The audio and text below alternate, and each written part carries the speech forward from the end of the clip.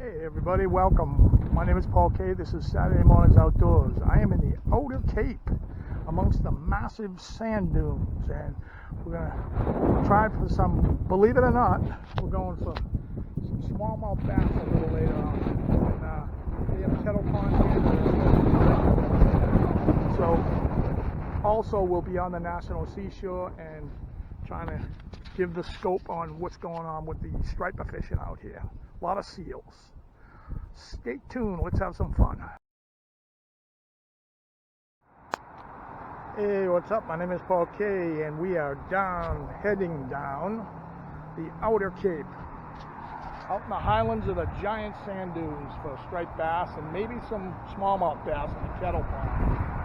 And this is a sand sculpture. I can't believe how it looks like cement, but that is a sand sculpture. And it says, please do not touch it, it's sand and all that, but pretty interesting. So let's see how we can do down there.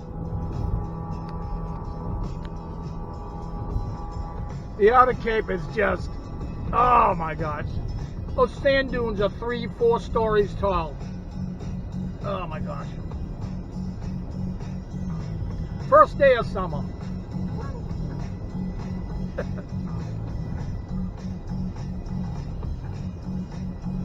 Just gorgeous. I've been down there a million times and it never ever gets old.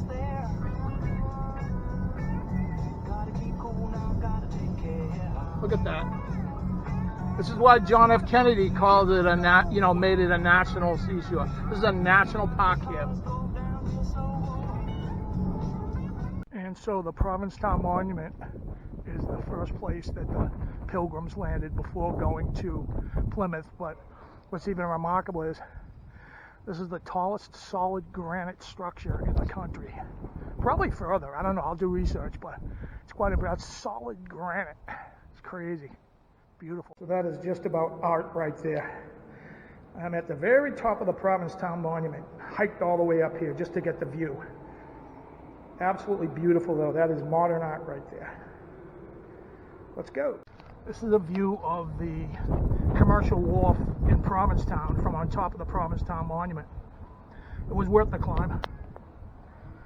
Spectacular view.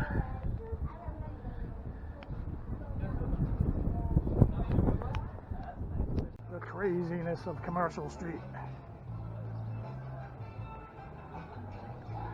I can only take about an hour of this.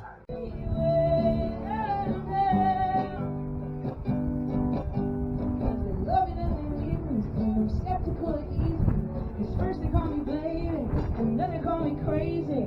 Think I got you now. And will you stick around? Oh, be my guy by my side, be my guy by my side, be my guy. Oh, be my guy by my side, be my guy by my side, be my guy. So they're making vows out on the beach. First kiss and doves are flying free. They're showing off what love can be, but we all know it's 50-50. Salt life vibes, baby. I'm on McMillan Pier in P-Town, and why in the world would they they'll jump on anything for money. Provincetown Seal Tours, $45 a person. I don't want to look at them, we want to shoot them. You know, they're decimating the fishing out here. But it is what it is. Wherever there's money to be made, they will. So they got it right. Don't feed the seals. Feeding seals can make them aggressive to people, and they may bite. Seals hanging around busy docks more likely to get injured, as opposed to paying $45 and going watching them.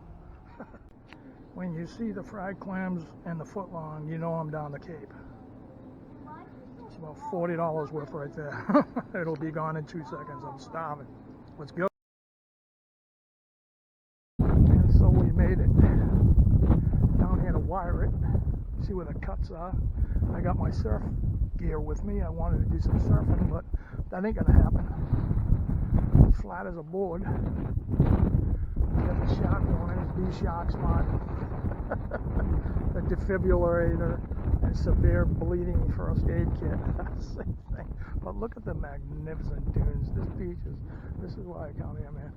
This was striper heaven for so long. It still is periodically, but the seals really ruined it. But it's world class, absolute stunning. Some of the best beaches in the country, if not the world, right here. From here all the way down to Chatham.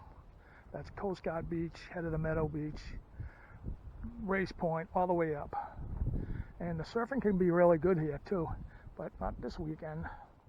This be the year there's no seals, so I scoped it out. I went down a long ways, and it seems every year the best sloughs and cuts are that way near a Highland Light, and just depends on how the winter storms go and hollows this out. And I shall return tonight, about 5 or 6 hours. See ya. So we got the wind directly out of the west, that means fair weather, but it's not good for surfing. There's no swell. There's got to be storms offshore, basically, as wave machines, basically a pump. And this is little ankle snappers here. There's really not too much to surf on here. It's actually flat as a board. But I'm here to scope for fishing. See where all the sloughs and the cuts are. So this is why you can't fish on the Outer Cape anymore. There's 15 of these seals here, fat blubber walruses, and they're fishing right in the impact zone, right where we would fish, right in the sloughs and the cuts. And for that matter, you can't even surf. That's where we surf. Being a surfer, that's the coveted spots. That's where the waves break. So, arg!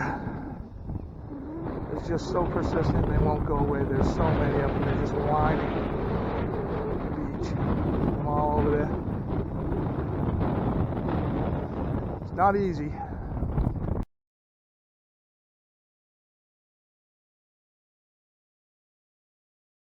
So it's the next day, and I've fished pretty much all night at head of the meadow. Mac chunks on the bottom, lures, everything. Didn't have any lighting for it, but it was a waste of time anyway. Seals were everywhere. I tried Race Point also. I rode up to the tip, and there's campers up there, but there's no. It's very disappointing the past few years. I got one striper in the past 2 or 3 years down here, so I think later on tonight I'm gonna just go Kettle Pond smallmouth fishing. I'll take you along for that. But anyway. I'm a flea market guy. I have to share, this is the best deal I ever got in my life on anything, I think. So this is a longboard. I'm a surfer, and most guys know that. And it's a beater to the max. Looks like they actually painted it. There's some type of logo under there. I'm gonna obviously rebuild this thing. The box, if guys that surf know, the box looks pretty solid. The skeg, or the fin attachment, I don't know what's going on with these. I'll have to look at it, but you'd strip it and put fiberglass and relaminate the whole thing. Take a look at the front. It's a total beater. It's totally usable though. It's not that bad. It's just dinged up, right? I believe it's an A5. It could be a 9-footer. So, and then this one, shorty, and this is a 6-foot or 6'5". Never heard of these guys. I'm going to do research. Willis Brothers. This is a lot better shape. And this is an old school one. It's a tri-fin thruster. And got tip damage there, of course. They all do. But same logo on the back. I don't know if that's just a sticker. It's the actual maker. But tri-fin. But those are glassed in. There was no boxes. So this is an older board. Probably 60s, 70s-ish. And the thruster config, and they're all pretty solid. And there's no grinding on the fins. So this one could probably be used as it is, except for closing out that tip so water don't get in. But now get this, right? At the flea market, I guess they think people just want them for bars or something to look cool or something. But $75. Those brand new are $1,200. You know, you can get a beater board once that's fixed up. You know, totally rideable in our smaller waves. And this one, you know, this one was $50. So $125 for both. Do you believe that? I mean, I stole these. They're from two separate people too. Just absolutely stole them. So far, 10 out of 10 on this trip for surfing. Not so much for fishing. Let's see how I can do tonight after church.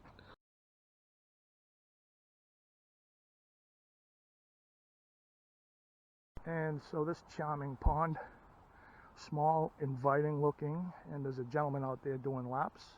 If you see any movement, that's him. It's not a beaver, or it looks like really wild, but it's like literally right off Route 6.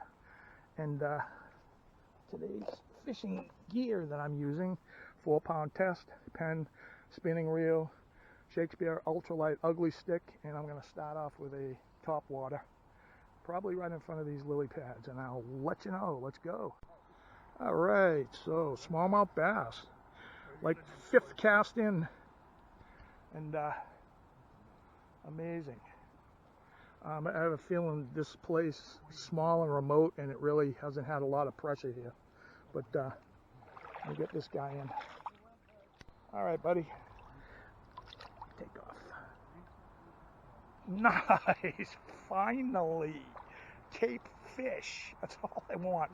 Let's go. How clear this water is. It's a good sized perch. You can see the fish here for the most part. Oh no, get out of there. It's a good sized perch.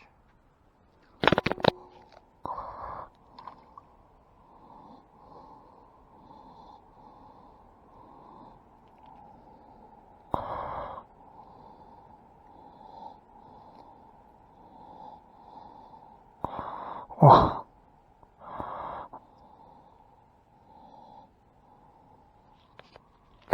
Holding it in my mouth. That's a good size, right? Go ahead, pups. Yes, sir. I've only been here 15 minutes. Gosh, you can see the bass. You can see them. Look, I don't know if you can make them out. They're not big, but they're bass. Wow. I mean, this is truly a gem so far. I've been here 20 minutes. I've hooked 4 fish. It's extremely underfished, and no one knows about it. It's hidden. Everyone concentrates on saltwater, and this is a tiny pond. I mean, this is tiny, and the water's so clear.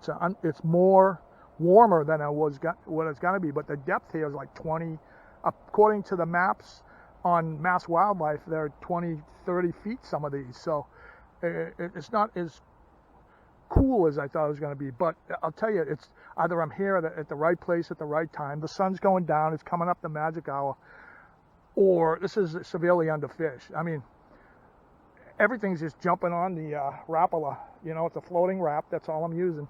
Twitch it a few times and bang. Let's go.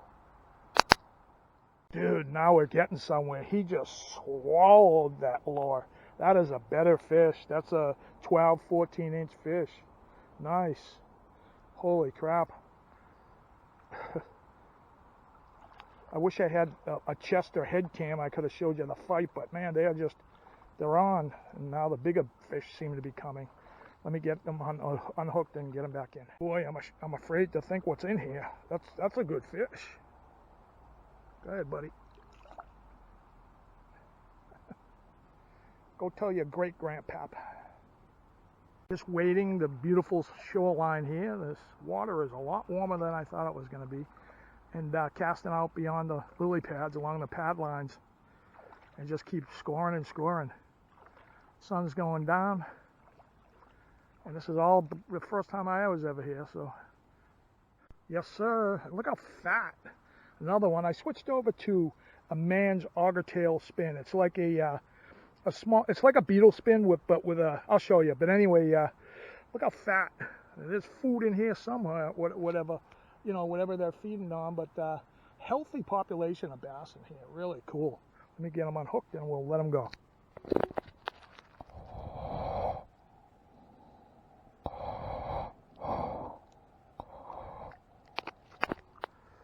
All right, little guy, say bye-bye. And that's what I'm using. Let me clean it. It's called a man's auger tail spin. And I've been using these forever. And you just fish them like a spinner bait, but they're really small. They're smaller, obviously, than a spinner bait. and they really, you hook up as opposed to oh, look at that. You can see the bass. That's just crazy how clear this water is. And so anyway, it's a good lure. I got to fish. Bye. Look at the size of that perch. Jeez, it is a monster. That's got to be 12, 14 inches. That's got to be close to a pin. I don't know, but we don't have them around our area that big. Got him on that auger tail spin. He's still hooked. Let me get him off the hook. So he flipped out of my hand, so this is giving me a tip on how good this place would be for ice fishing. But man, that perch was nice. Dude, one fish after another. Look at that. That's a quality bass. That's got to go 2 pounds. That is a quality bass. Really nice. Jeez. It's unbelievable. I'll let him go. All right, big guy. Thank you. Amazing. I mean, this is just, wow. This is either a dog or a coyote. What the heck? It's a big dog. He's barking while he's swimming. Gotta give him credit. It's out in the middle. I thought it was a wolf or a coyote. It's just some dog. I'm gonna have to go into defense mode if he thinks he's coming up and owning. It's like a freaking polar bear.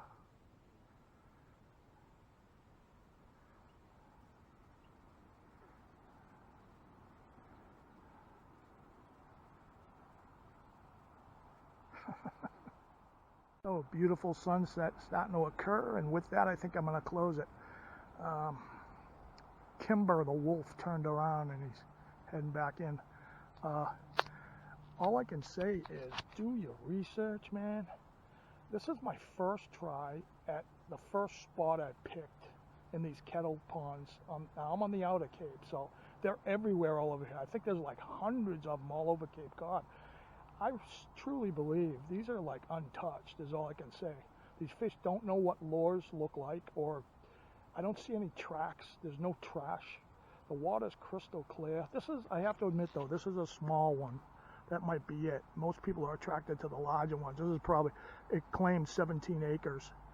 And, but it's just phenomenal fishing. I mean, I caught quality fish, bigger than eater size perch, and you know, bass up to 2.5 pounds, and just crazy good fishing. So thank you guys for showing up. If you like this fishing stuff, salt and freshwater, just go to playlists on my website, Trail Boss ×2, Saturday mornings outdoors, you know the drill, and look under playlists and you'll see everything I have to offer. Please like and subscribe. It means a lot to the channel. I hope you like this outer Cape Cod adventure, and I'll probably see you next week down at the canal. My name is Paul K. Thanks for watching, bros, and I'll see you next week. And don't forget, as usual, say your prayers. Couldn't get any flatter, no surfing, that's for sure. Man, I hate to leave every single time. I've been down here a million